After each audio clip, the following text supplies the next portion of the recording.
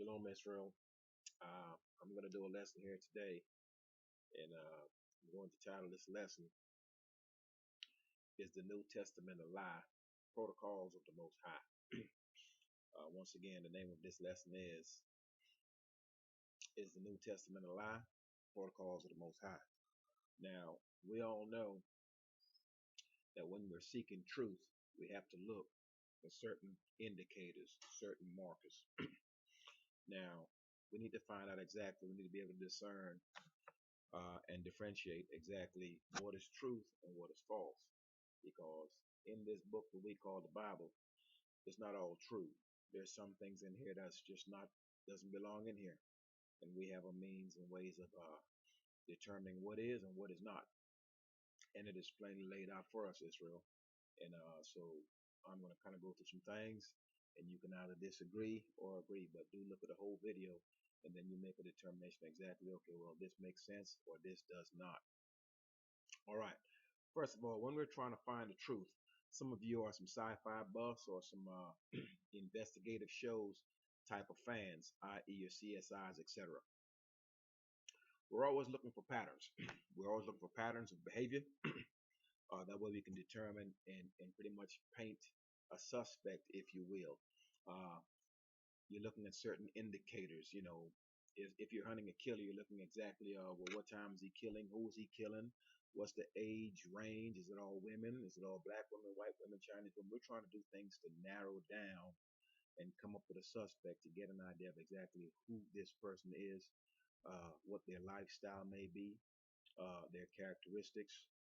And once we get all of these things, we pretty much can form a suspect, and we know exactly who we're looking for and what we're looking for. And it's no different when we're looking for the Most High in this book. He has his stamp on all of these pages that pertains to him. And the ones that does not, and he doesn't approve of it, there's no sight of him in here. So what we're going to do is we're going to look for his protocols. Now, what we have to do also is while studying, all right, understanding that studying this book is like studying anything else. And I'm going to give you some examples that way you kind of have an understanding of how I look at this book, and it may help you as well. Some people, for example, let's say if you're overweight, I'm going to give you some examples before we actually go into the book so you kind of see exactly the mind frame and the thought pattern here. If you're overweight and you're trying to lose weight, there's a few things that you must know. You must gain some knowledge, first of all, on how to eat, okay, and how to exercise. Because if you had this knowledge, you wouldn't be overweight in the first place. So we have to understand exactly what we eat, okay, and how it affects our bodies, what time frame we're not supposed to eat in, how much of it we're supposed to eat, etc., etc. So you would have to educate yourself on food if you intend to lose weight and live a healthier lifestyle. A lot of us want to believe in this book, but what we have not done, many of us have not taken the time to educate ourselves on this book, i.e., some of us don't read.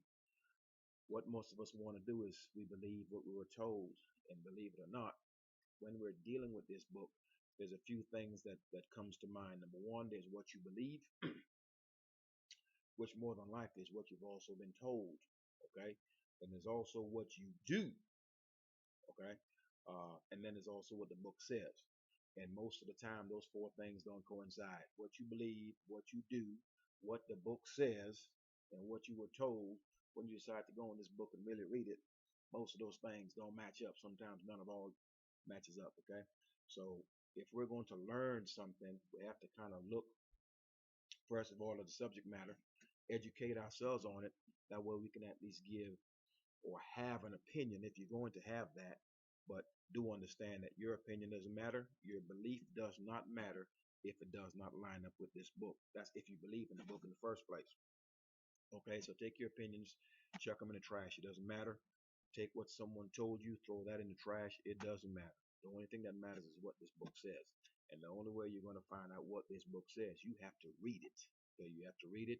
You have to understand the history of Israel. You have to understand the protocols of the Most High. Okay, so I've already told you about If you're looking at one of the CSI shows, I've already showed you how you look for certain characteristics in order to find a suspect. I'll give you an example. If you're fat and you want to lose some weight, you have to learn how to eat properly, exercise properly. You have to pretty much educate yourself.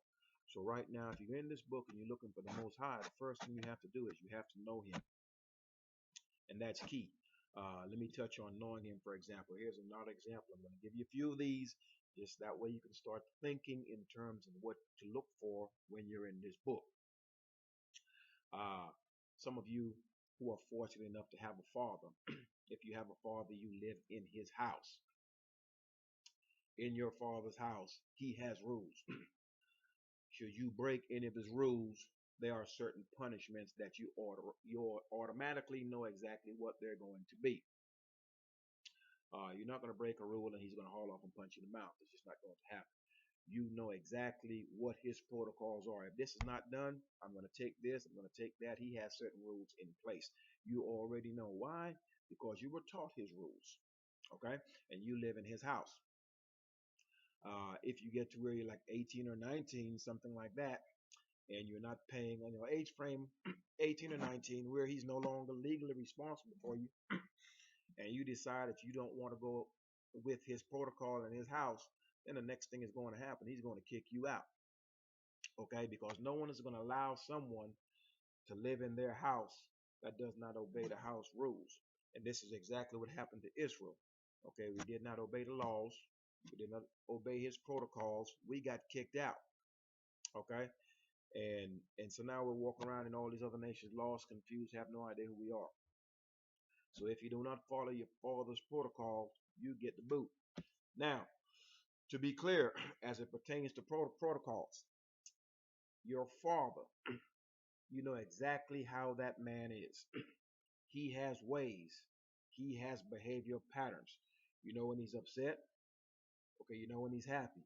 You know what makes him happy, and you also know what makes him upset.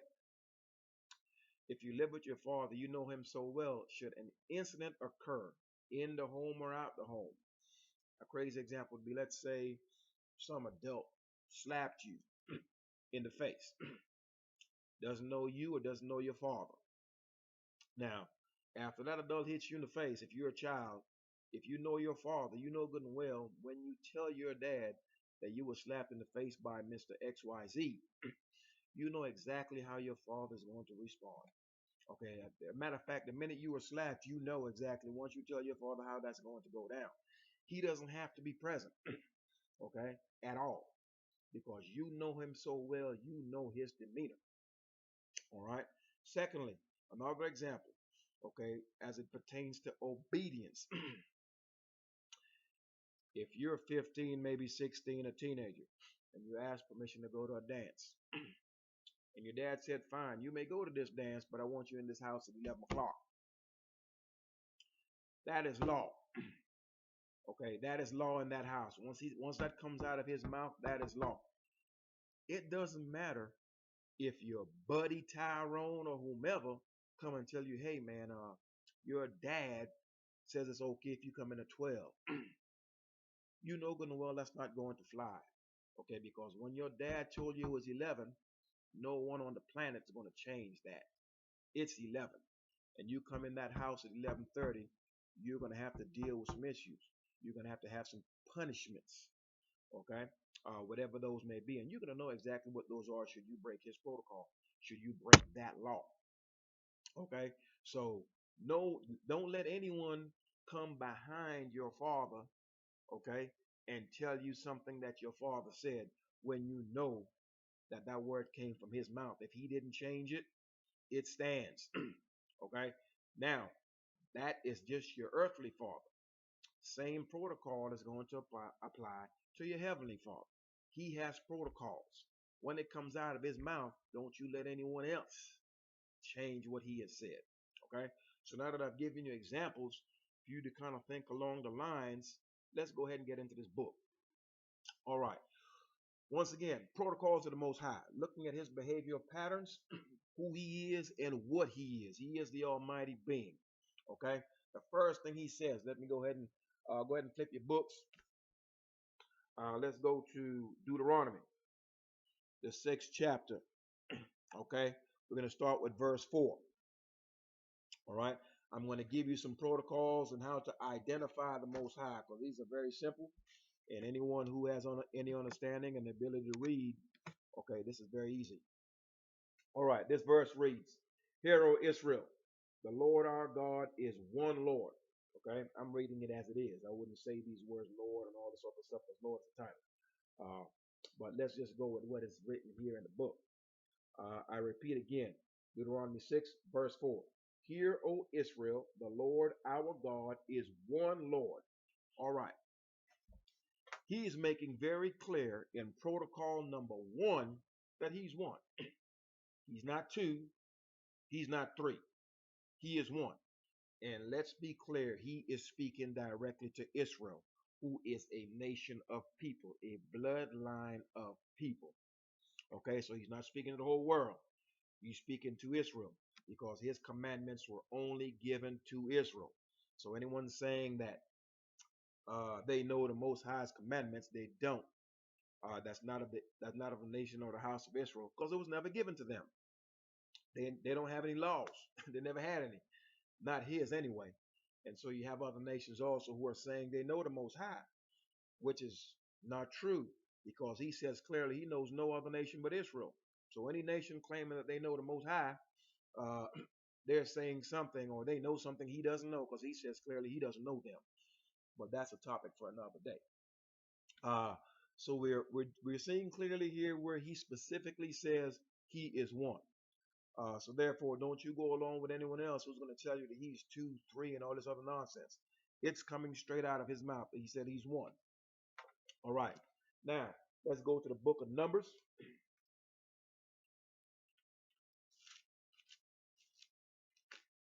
And let's read. We're going to go to Numbers 23. Because what we're trying to do is we're trying to establish a pattern of behavior, a protocol, so we can clearly see and understand who and what this being is and what he's about. Now let's go to Numbers 23, verse 19. And it reads, "God is not a man that he should lie, neither the Son of Man that he should repent. Hath he said, and shall he not do it? Or hath he spoken, and shall he not make it good?" All right.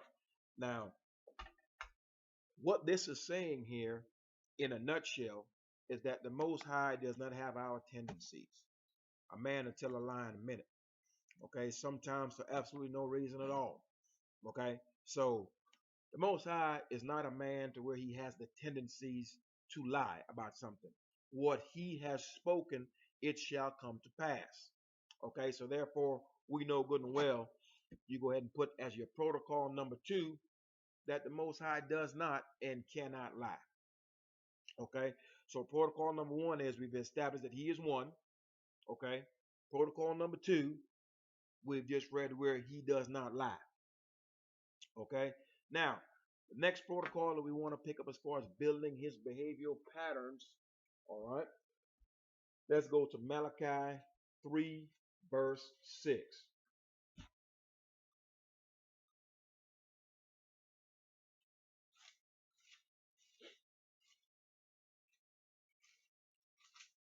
Malachi 3, verse 6. Let me get there. All right. Malachi 3, verse 6 reads, "For I am the Lord." This is coming out of his own mouth. Okay, once again, I will give you an example previously. Uh, when your earthly father gave you a commandment, gave you one of his laws in his house, when you were possibly a teenager, no one comes and changes that or overrides that. And he's just a regular man. Okay. So Israel, don't you be foolish enough to let a regular man put something in a book that tries to override the Most High. Okay, so you must keep this in mind. All right, it reads here, uh, Malachi 3, verse 6. "For I am the Lord, I change not." That's clear. Okay, "Therefore ye sons of Jacob are not consumed." Let me read that again. "For I am the Lord, I change not." Now, you may want to make what you want to make out of this, but the Most High does not change. He says this, okay? If he says so, it is law. Okay, it is law according to Israel, plain and simple. Okay, I don't change simply means that I do not change. There is no maybe, there is no perhaps. It is factual. Okay, that's it. Unchangeable. Therefore, ye sons of Jacob are not consumed. Notice, he is saying clearly to Israel, look, Israel, I don't change. Okay? And I'm letting you know this so you are not consumed. Let's be clear with this word consumed. Killed. All right? So therefore, when you're reading the words of the Most High, when you see a change, you ought to know automatically his stamp is not on this thing. He didn't authorize it. You understand me? It doesn't have his blessings in it because there's a change in it, in his doctrine. There's a change in his behavior. He does not change. He makes this clear. Okay, so it's a warning to Israel. Hey, Israel, I do not change. And you need to take heed to this because if you don't, you're going to be consumed. And an example of that would be this. The Most High gives you his protocols, tells you he does not change. But somewhere in the book, you see a change that's totally contrary and goes against his protocols. Should you follow that, you will be consumed. Clearly translated, you will be killed. Okay, so in order for Jacob, the house of Jacob, or the house of Israel, not to be consumed, he is giving you a warning. I don't change. You see any changes that it goes against my protocol, don't you follow it, or it will get you killed. And that's putting it in a nutshell. All right. Now, that's protocol number 3. So let's review those 3 protocols. I'm just going to give you 5. That way when you read the book, okay, you can start thinking along the lines of these protocols and you will clearly see what he has his stamp on, what he has his signature on, what he has his approval on, and what he clearly does not. Okay. The next protocol I want to give to you would be Isaiah 46 and 10. Okay, so flip to Isaiah 46, verse 10. All right. Now, with this, let's go and start off at verse 9. Once again, we're at Isaiah 46, verse 9. Remember the former things of old, for I am God. Once again, I'm reading this exactly as it is written in here. All right. Once again, remember the former things of old, for I am God, and there is none else. You may want to research the word none because some folks just don't understand that word. I am God, and there is none like me. Meaning there's no one compared to him. There's no one comparable to him. There's no one alongside him, aka, as the young people would say, no one is on his level. Okay, so if you think there's anyone on the level of the Most High or close to the Most High, you are mistaken. You have to go by his protocols. I will read verse 9 again. Remember the former things of old. So he wants you to kind of do some recollecting, Israel. You have to do some thinking. You have to think back. For I am God, and there is none like me. None like him. Not some like him, not some other person like him. There's none like him. Verse 10 reads, declaring the end from the beginning. That's going to be important. I'm going to touch on that in a second. And from ancient times, the things that are not yet done, saying, my counsel shall stand, and I will do all my pleasure. Now, let's go back to that and do it all over again. Verse 9. Remembering the former things of old, for I am God, and there is none else. I am God, and there is none like me. There's no one like him, and there's none else. Clearly, this is what he is saying. Verse 10, declaring the end from the beginning, and from ancient times the things that are not yet done, saying, my counsel shall stand, and I will do all my pleasure. Now let's discuss this. Declaring the end from the beginning. What the Most High is letting you know right here is, look, I am up front. Ain't no hidden secrets. There's no riddles. There's no mysteries here. Okay? So He is our father. He is the father of Israel. He really is. And so he's letting all Israelites know, simple, look, I'm going to give you the end in the beginning. That's a simple way of saying, look, I'm going to be upfront with you. I'm going to be frank with you. Okay, so now when we're looking at his protocols, we know he's going to be frank. We know he's going to be upfront with us. Okay, so as we discuss the beginning, he gives us the end from the beginning, meaning there's not going to be any mystery for you. Okay, it's very, very clear. All right, so now you know if the ending doesn't match the Most High's beginning, his stamp is not on it. Let me say that again. That might slip by you. He gives us the end in the beginning. In other words, he's up front. So he's telling us all we need to know right here in a nutshell. You don't have to go find it. So when he lays out the beginning and the end, okay, if there's another ending that don't match his beginning and his ending, it doesn't have his stamp on it. You know clearly this is not of the Most High. It's against his protocol. Okay, so you have to remember that his ending and his beginning, anything that doesn't match it, it's not of him. Okay, so you must think in this manner. All right. Now let's go to Amos 3, verse 7.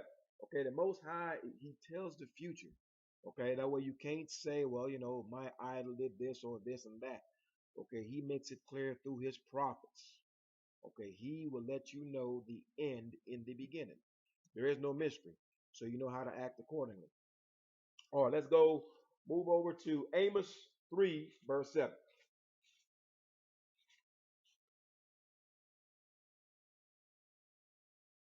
Get to Amos.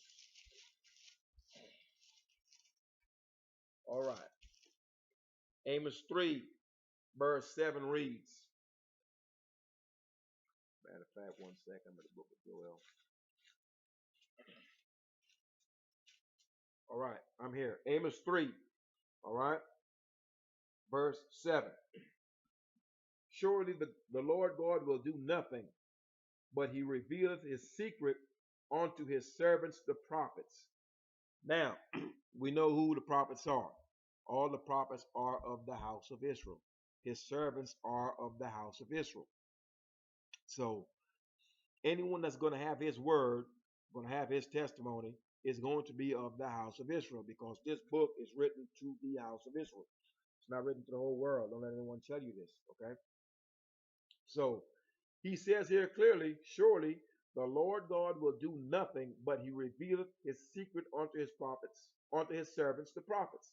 So whatever it is that's going to be done, it is revealed directly to the prophets of Israel first, and then they will reveal it to the people. And then the people have to make a choice. Well, we can either hear it or we can forbear it. Okay? We could hear it or we could ignore it.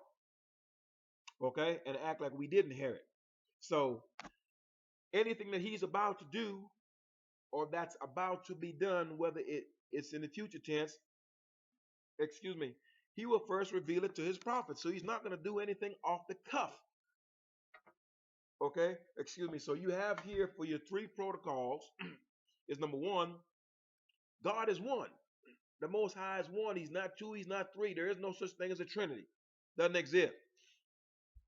Number two, he can't lie at all. He is the Most High. He is the Almighty, that powerful being that creates everything. Okay? Number three, he doesn't change. Okay? If he says something and changes it, in essence, that's a lie. We already covered that he doesn't lie. Okay? So, number four, he gives you the ending, the beginning. Okay? So he's up front with you. All right? And number five, Amos 3 and 7 is he does nothing without revealing it first to his prophets. Now, with that in mind, let's think of this. Anything that you find in the end of the book, you better be able to find it in the beginning of the book. Why? Because the Most High said he gives you the end and the beginning. So he's up front. Okay? So when you look at the end of the book, i.e., the New Testament, there's no New Testament. Okay? The only book that matters really is the book of remembrance because it only matters to Israel. Now, when you look at the New Testament, what must happen in that book, that's the end of the Bible, if you will, that end better match the beginnings and the end foretold by the Most High and his prophets. If it does not, his stamp is not on it, his signature is not on it, it has nothing to do with him. He has his signature on these pages. You will clearly know exactly what his protocol is if you follow it. But you cannot follow his protocol if you don't know his behavioral patterns, if you don't read this book. Okay? An example of that would be this: I do not drink, I do not smoke, I do not do drugs. All right? There are people that know me personally. My daughter lives in my house, she knows me. If someone came and told my daughter, I saw your daddy drunk, he was smoking, and he was hanging out on a corner, using drugs or whatever the case may be, my daughter does not have to come and see me doing this. She knows good and well. She will tell whoever mentioned that to her, you may have seen someone that looked like my father, but I know good and well that is not my father. That is not his protocol. That is not his style. That is not his behavior patterns. So she doesn't need to come down there. She knows good and well this is false. This is false. This is not possibly my father because I know him. So therefore, the same thing with this book, Israel. If you know him and you read and understand his protocols, i.e., his commandments, and his behavioral patterns, i.e., these 5 protocols I've laid out for you, and these are just 5. They're more than this. I'm just putting these because I feel these are important. And so, if these protocols aren't followed, you won't find the Most High anywhere in the book.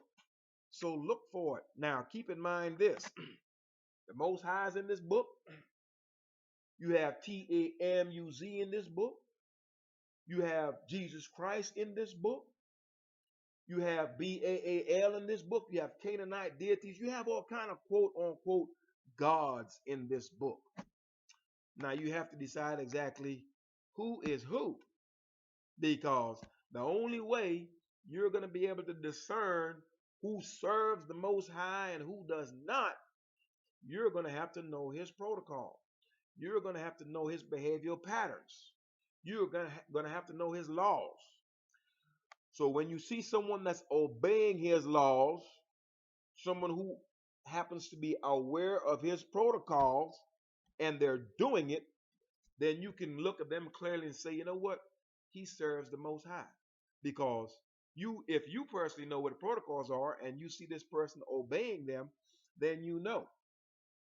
On the other hand, if you know the protocols of the Father, you know his behavioral patterns, you know his laws, and someone is doing something that's contrary to those laws and doctrines, then you know good and well that person clearly does not follow the Most High.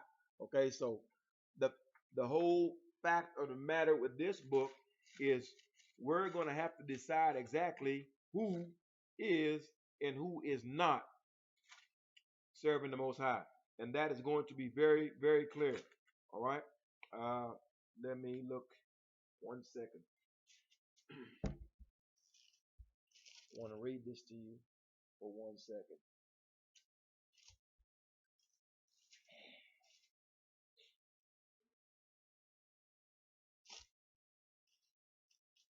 All right, if we look at Malachi 4, verse 18. All right, it reads, "Then shall ye return and discern." That's to be able to make a difference, to be able to make a decision. Okay, between the righteous, he who follows the law, all right, and the wicked, he who is in transgression of the law, the guy that doesn't follow the law. Between him that serveth God and him that serveth him not.